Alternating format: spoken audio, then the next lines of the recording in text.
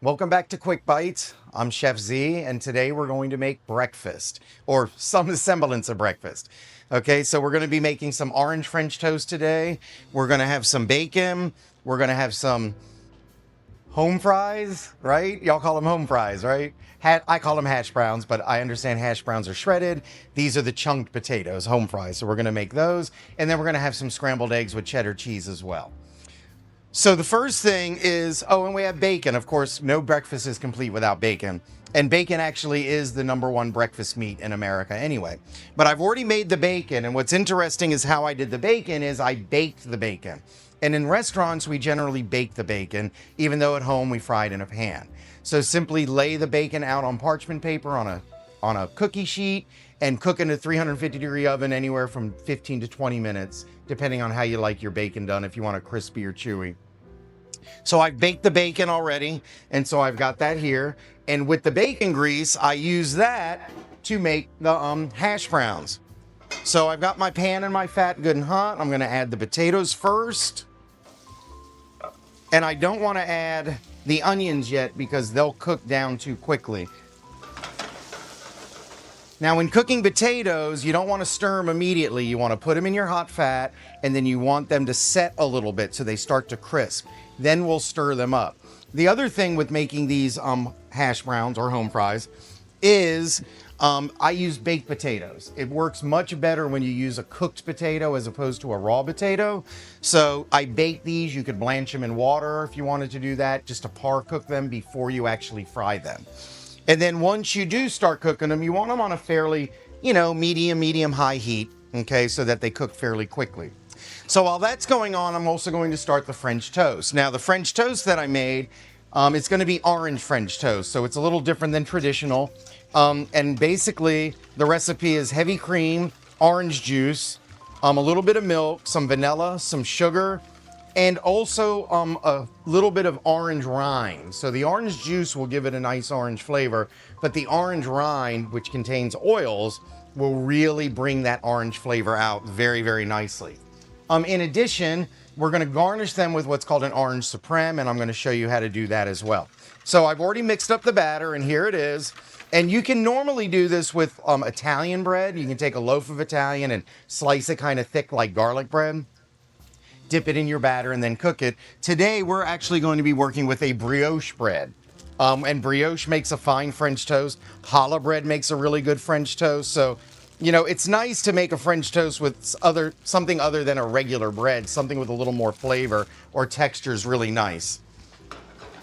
Okay, so the potatoes started to crisp a little, so we're going to give them a stir. Now I'm going to throw in the onions. And, of course, the onions are going to cook down over a little bit of time. And I also have some fresh garlic that I'm going to add in a little while. If I add it too soon, it's going to get bitter. So I add it closer to the end. And of course, it's fresh garlic. If you have a garlic press, that works fine. I mince this up with a knife. Fresh garlic really makes a big difference to me as opposed to garlic powder. But again, you can use garlic powder if that is your preference. Okay. So while that's going, I'm going to start heating up the pan for the French toast. Now, normally when I do French toast, I'll use butter or clarified butter as my fat, but I already have some oil in this pan, so I'm just going to stick with the oil. Put that down. And I'm sure most of you have made French toast, and you pretty much just dip the bread in and then you fry it in the pan. However, if you let the bread soak too long, it's going to absorb a lot of it and your French toast will come out mushy. Some people like mushy French toast, and if that's the case, then that's fine. But I'm going to kind of dip them quickly and then put them into the hot pan. I hate in the cooking shows when they put stuff in a cold pan, so it drives me crazy. So I got to get my hand hot. Also, you can usually tell when the pan's getting hot because when you have oil in the pan, the oil will start to ripple. And when it starts to ripple, generally that means it's hot enough. It's rippling a little bit there.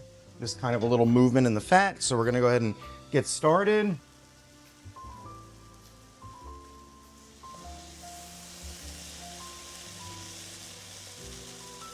We don't want to crowd the pan because if they're touching and the pan is crowded, it's going to lower the temperature and they're going to get mushy.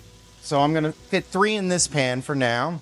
And we're simply basically cooking them in the fat you know, just a small amount of fat in the bottom of the pan, just to kind of pretty much cook the egg and brown it up. And then we'll flip them over and finish them up.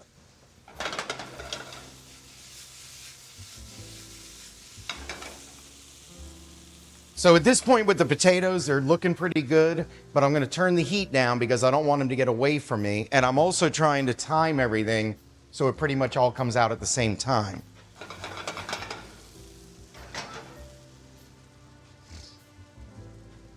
All right, I got this here. Gonna need this here.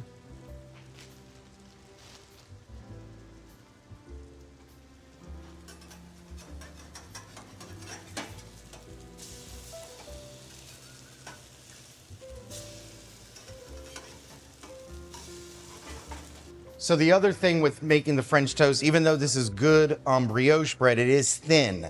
So it may end up coming out a little bit soggy. We'll just have to cook it a little bit more and hope for the best. Okay, I'm gonna add my garlic now to the potatoes. And I minced 3 cloves of garlic for 2 potatoes. So I usually just do it to taste. I really, really like garlic, so you almost can't have too much.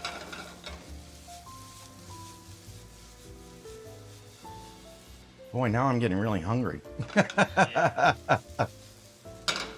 Breakfast is my favorite meal, honestly. I love breakfast. But I don't like breakfast at dinner that much. I know that's a big thing in the South, but I'm not a huge fan of it. All right, this is much better.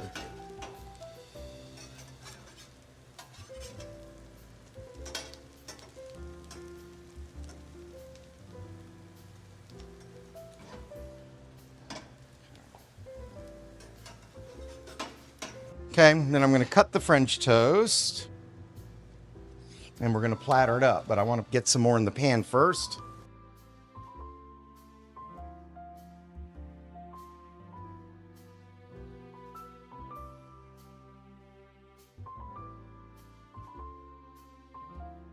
So something like this, when I present it, I like to shingle them.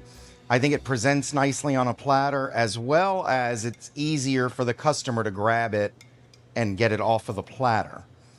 Now, as I said, this is going to be garnished with some powdered sugar and the orange supreme. So let me show you how the orange supreme is done.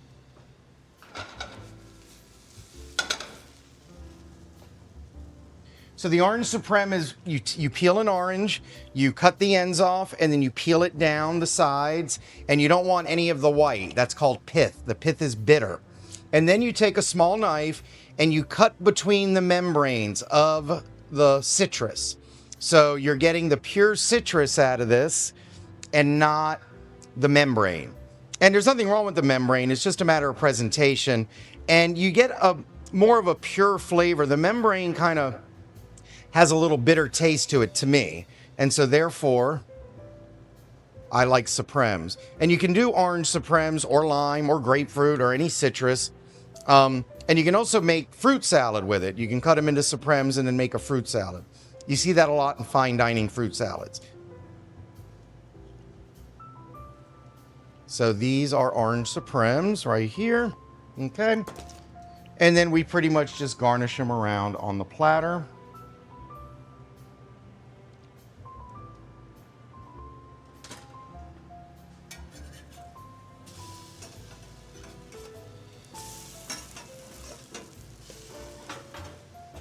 Okay, we're just about there. And then I can work on the scrambled eggs.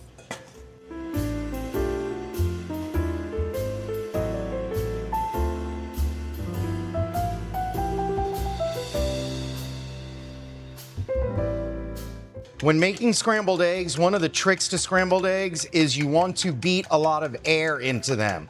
See how it's still really viscous?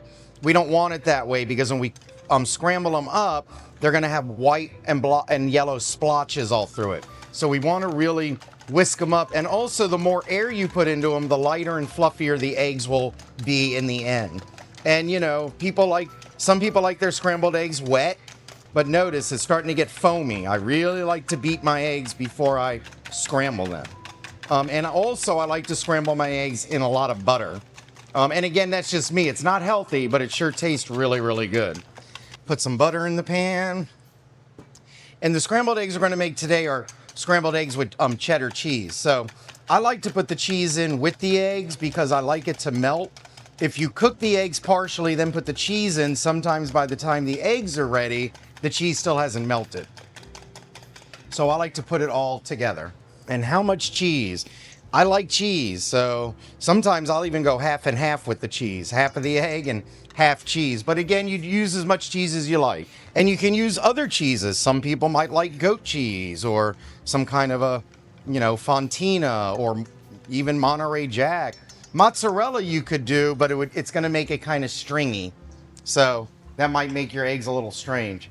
But I do have a lot of butter in the pan. Like I said, I like to cook my scrambled eggs in a lot of butter. Okay, so I got the eggs nice and whipped up. I got the cheese in there. My butter's melted, so we're going to go on in.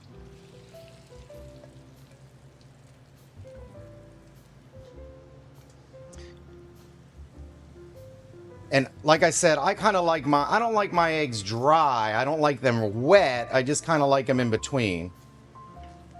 And normally when you scramble eggs, you do it on a high heat. It's something that should be done kind of quickly. Of course, you don't want it to be so high they get away from you, but it's not really a slow process. It's technically a sauté process. So. And I am using a non-stick pan, which does make life a lot easier. If you don't have a non-stick, it'll still work.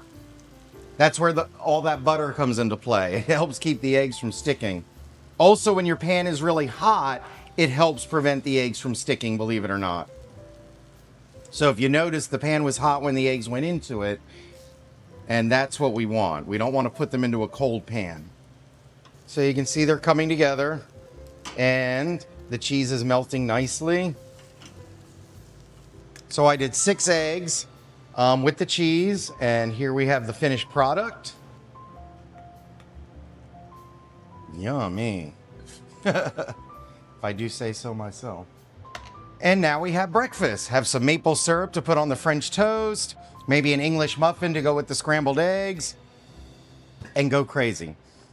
All right, let us know. How is it? Oh yeah. Oh yeah. So this has been Quick Bites with Chef Z, and I'll see you next time with the next recipe.